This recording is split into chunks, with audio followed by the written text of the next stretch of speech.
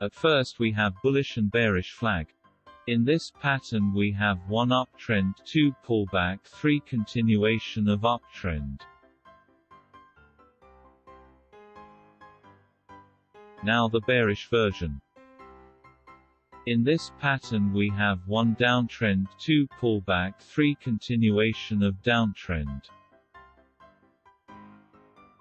At the end we have head and shoulders in both bullish and bearish form.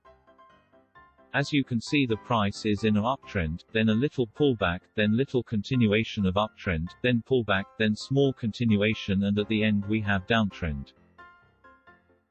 Now the bullish version, it's the same thing but it's upside down.